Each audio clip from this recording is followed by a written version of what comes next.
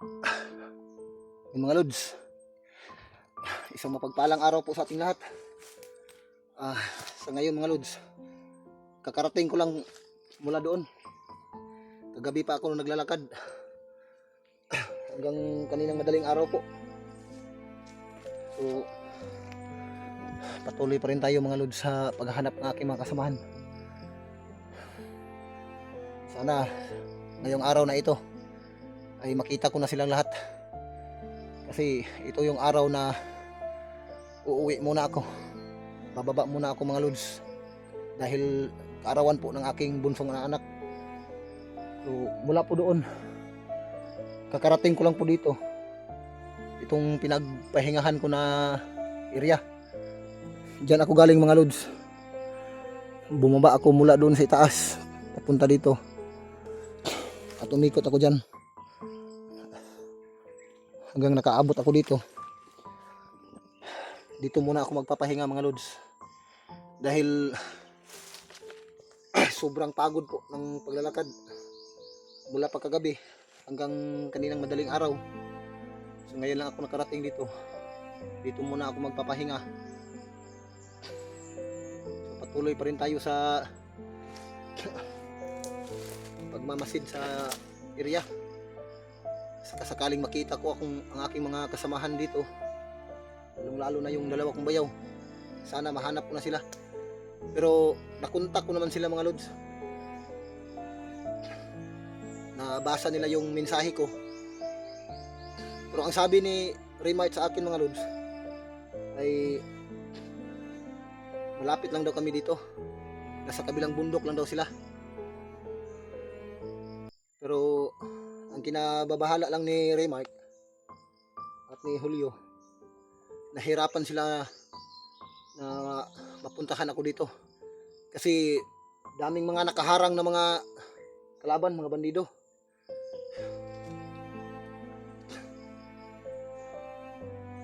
Gusto ko sanang lapitan sila, puntahan sila.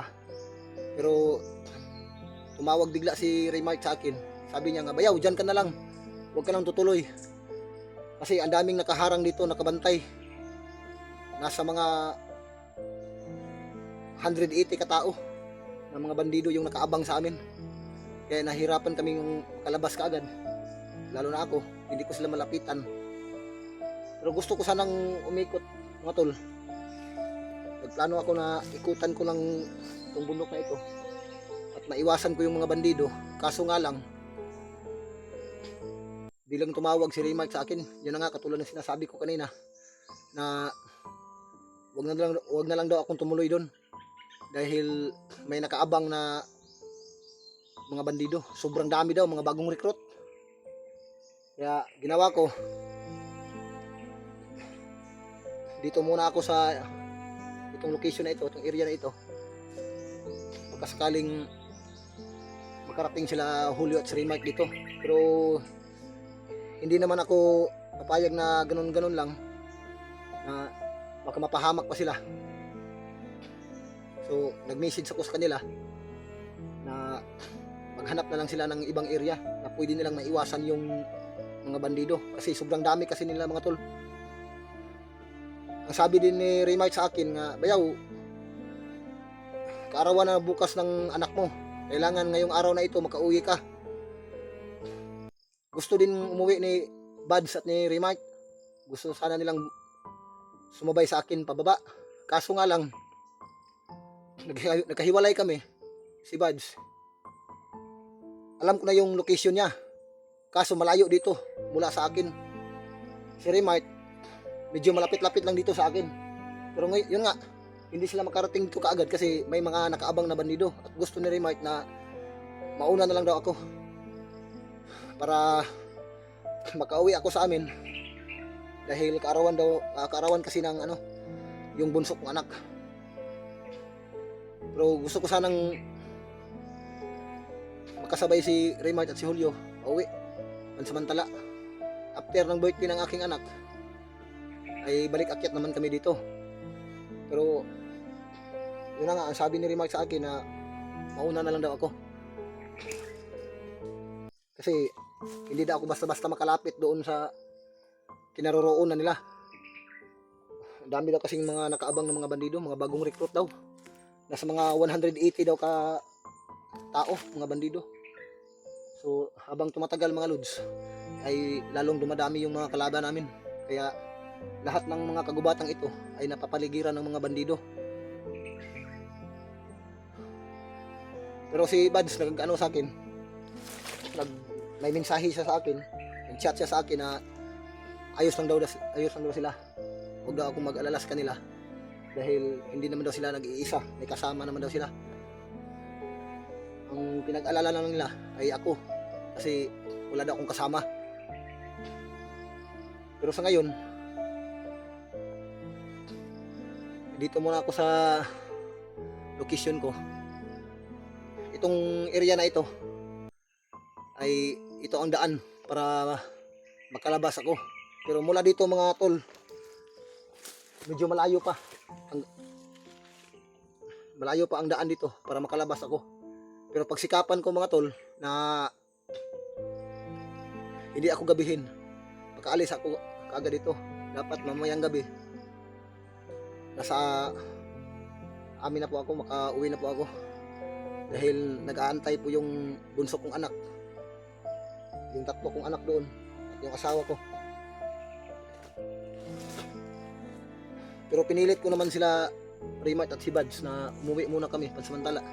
Pero yun nga, hindi kami basta-basta makalabas dito sa area dahil may mga bagong recruit na dumating kahapon. Grabe yung bantay dito sa kagubatan. Sobrang dami nila mga lods. Kaya ngayon, malapit na ako sa area kung saan pwede akong dumaan para maka-alis muna ako dito. May sinabi din sa akin si Bads na pagsikapan daw din nila ni Raymart na makauwi sila, makababa din daw sila para makita daw nila yung andun din daw sila sa kaarawan ng aking anak, yung pamangkin nila, yung bunso ko po na anak.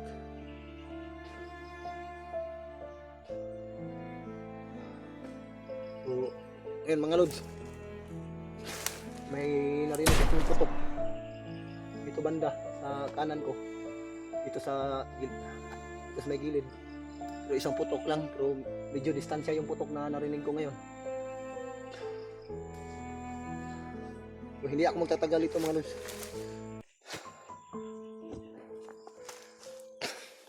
Dahan-dahan akong alis dito hanggat sa makauwi muna ako.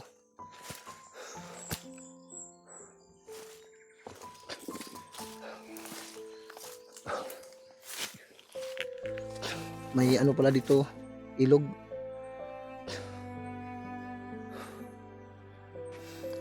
Hindi masyado makita kasi malayo. Yun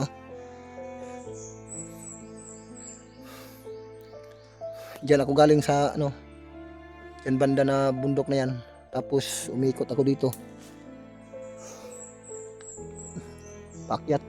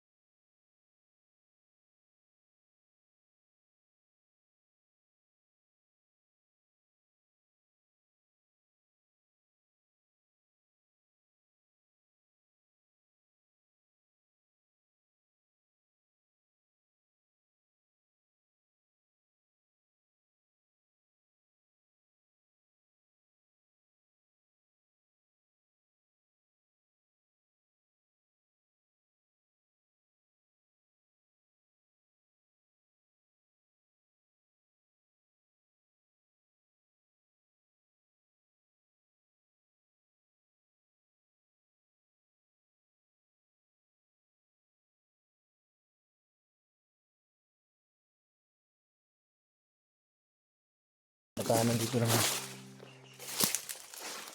Parang malapit lang sa akin mga tol.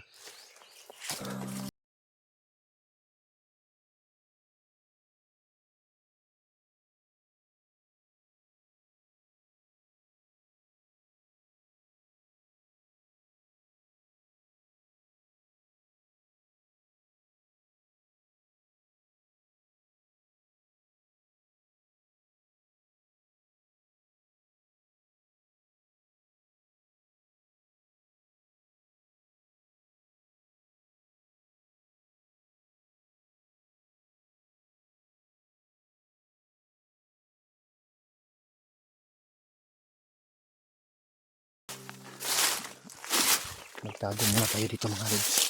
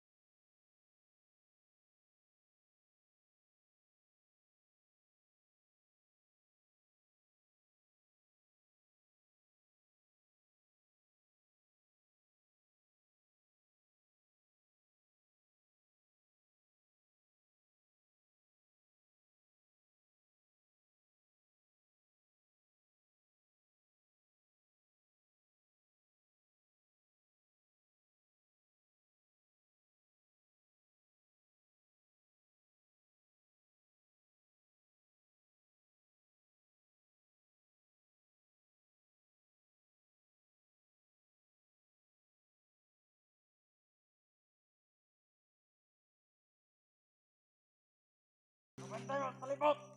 Tingnan na mga sniper!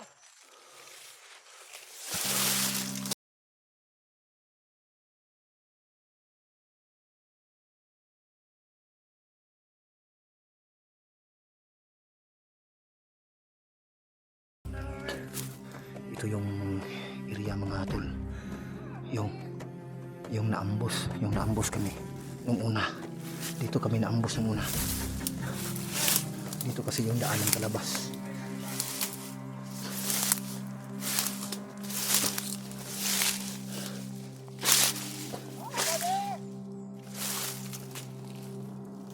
May kasama ito.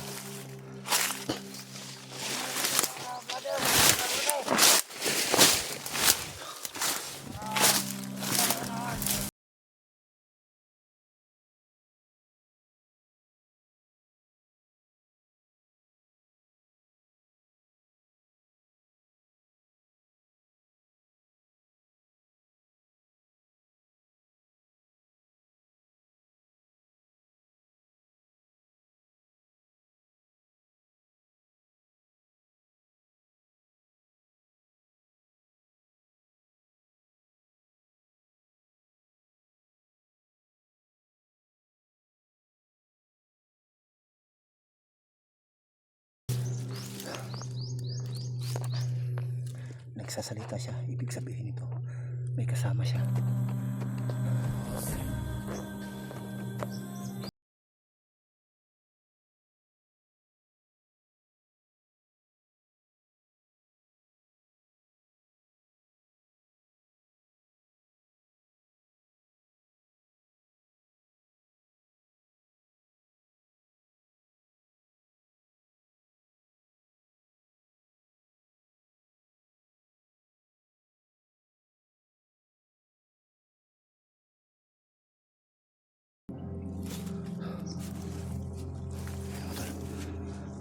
Medyo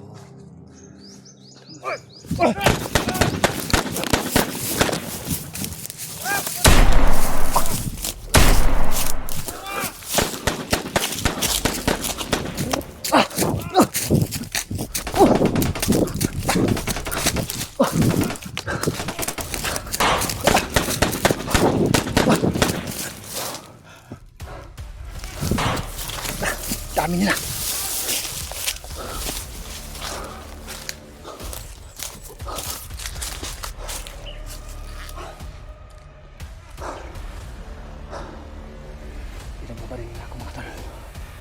Buti nakailag ako.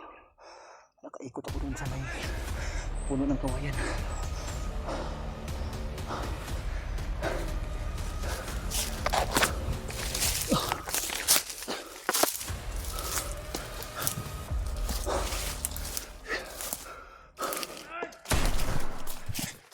Sigaw pa.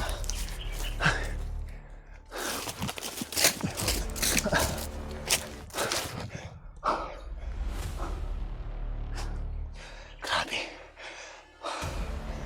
Buti na nailagan ko yung mga bala. Pinapaulan na ako ng bala. May tabang pala dito sa daanan palabas. Pero mula dito mga tol, ano pa ito? Malayo pa ito para makalabas ako. Pero pagsikapan ko, magkaalis ako agad dito. Ang dami pa lang nakabantay dito.